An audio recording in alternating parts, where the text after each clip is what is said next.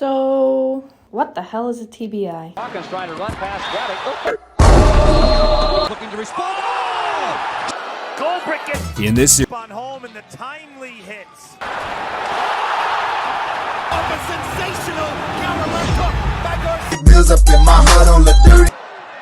And his stick tossed. Chain full blast. Up. Cynical. The finisher, and he can be the guy that has to go to the goal. Before I can tell you what a TBI is, we need to understand the brain. This is your brain. It's inside your skull, obviously. It's in charge of many things, including language, memory, emotions, processing information from your environment, but also many regulatory behaviors, including telling you when to breathe and when to blink. It's composed of 4 different lobes, and these 4 lobes have generalized, specialized functions.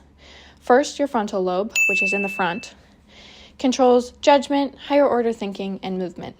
Your occipital lobe is in the back, and it processes visual information. The parietal and the temporal lobes are on the top and the sides, and they process sensory information. Specifically, your temporal lobe processes hearing information, but is also the location of language. The brain itself and all the 4 lobes are composed of neurons. These neurons have 3 separate processes: the dendrites, the cell body, and the axon. Receptors from your body receive information and transmit them to the dendrites. Your dendrites receive this information in the form of electrical stimulation. These dendrites pass the information to the cell body, which controls what information should be integrated and what information should be ignored. From the cell body, the information that is passed along gets transmitted down the axons. The axons also carry information in the form of electrical energy. This allows you to react to situations in your environment. Now that you know the basics of the brain, I can finally tell you what a TBI is.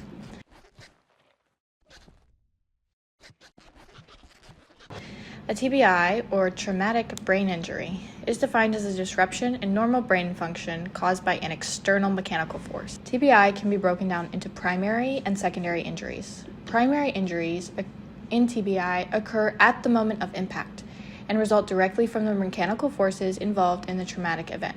These injuries are often immediate and can lead to various forms of brain damage. These injuries can be focal, or confined to one area, or diffuse, which happens across multiple brain areas. Examples of primary injuries include concussions, which have transient effects that can lead to symptoms like confusion, headaches, and cognitive difficulties. Contusions are bruises of the brain tissue resulting from a direct impact. This can result in neurological deficits, such as motor or sensory impairments, with symptoms typically lasting longer than those of a concussion. A hematoma is a localized collection of blood outside blood vessels that can occur during head trauma. Diffuse axonal injury, or DAI, is a severe form of brain injury that occurs when the brain undergoes rapid acceleration and deceleration. Symptoms can include prolonged unconsciousness, a persistent vegetative state, cognitive and motor deficits. Secondary injuries refer to the cascade of biochemical and physiological processes that occur following the initial trauma. Unlike primary injuries, secondary injuries develop over hours to days and can exacerbate the initial damage. Common secondary injuries include cerebral edema and inflammation, swelling of brain tissue due to accumulation of fluid, which can disrupt cellular stability and result in fluid leakage. Increased intracranial pressure, elevated pressure within the skull, which can occur as a result of edema, hematoma, or mass effect from other injuries. The skull is a rigid structure, and any increase in blood volume can lead to increased pressure on brain tissue, compromising cerebral blood flow. Remember the brain we talked about earlier? Neurons also release chemicals called neurotransmitters. Neurotransmitters are important chemical messages that the brain uses to communicate with the rest of the body. Following a TBI, neurotransmitters can be released in excessive amounts, leading to excitotoxicity, which is a process where excessive activation of receptors causes neuronal injury and death. Finally, axon degeneration and cell death. This damage leads to brain network disorganization, which can impair transport and cause an accumulation of proteins. In addition to physiological injuries, TBI can also result in psychological impacts, including personality changes. These changes include impulsivity, irritability, apathy, and affective instability. TBI can be associated with an increased risk for suicidality and an increased impact of several psychiatric disorders, including post-traumatic stress disorder and major depressive disorder.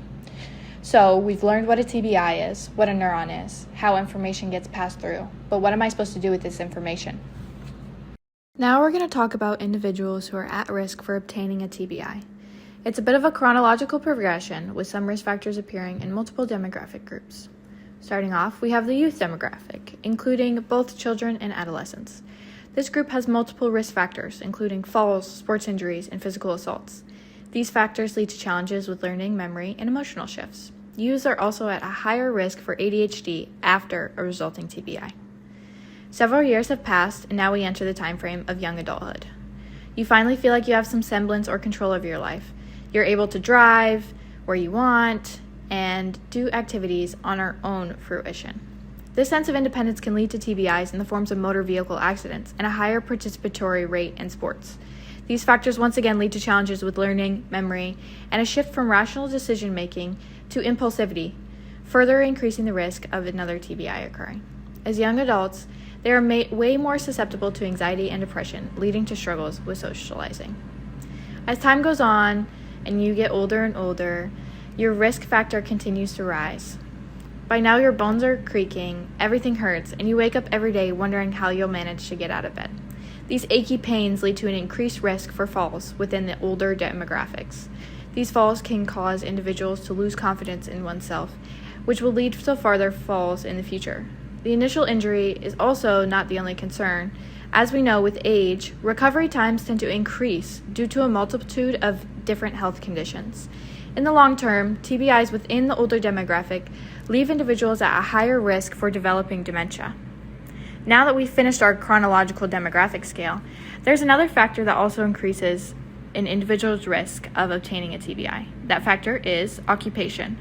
In addition to being a professional athlete, there are currently millions of veterans in active military who have done or are currently doing their part in serving and protecting our country and many other countries around the world. Through their line of duty, they are at high risk for obtaining a TBI due to blast, falls, or combat-related injuries that can cause mild to severe head trauma. Sudden onset of headaches, dizziness, and sleep disturbances are common in the long term and leave them at a higher risk for PTSD, depression, and anxiety, which will drastically affect the quality of their life. What can you do to prevent brain injury? The answer is simple. Wear your helmet. Wear your seatbelt. If you are injured, don't keep playing. Look out for your brain as much as it looks out for you.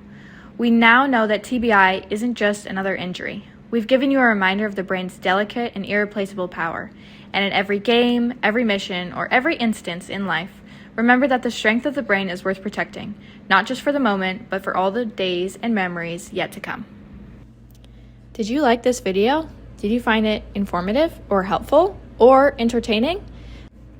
Please take the time to fill out the survey attached to this QR code so we can get an A+ in our Cognitive Neuroscience class. Don't worry, it's only 3 questions.